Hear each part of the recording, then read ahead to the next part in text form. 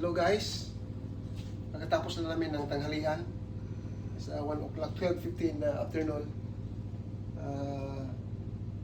Itong ampalaya namin, sobrang dami na. Maliliit lang siya kasi organic. So ngayon, para ma-preserve namin yung ampalaya, ginawa namin, nilinis ko yung buto-buto, tapos pinahap cook lang, yung parang Lunch. sandali lang Lunch. siya.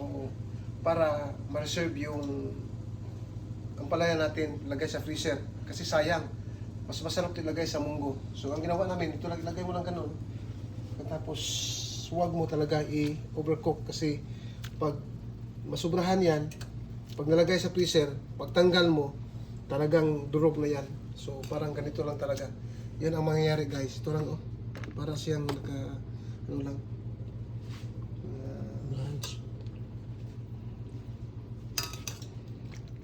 So masarap rin to guys, kahit lagyan mo lang suka, asin, sibuyas at luya, masarap na to.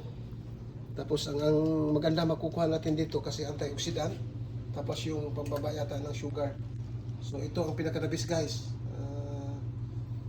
Baka mayroon pa naman kami, so baka gawin natin ganyan kasi hindi talaga namin maubos, sobrang dami.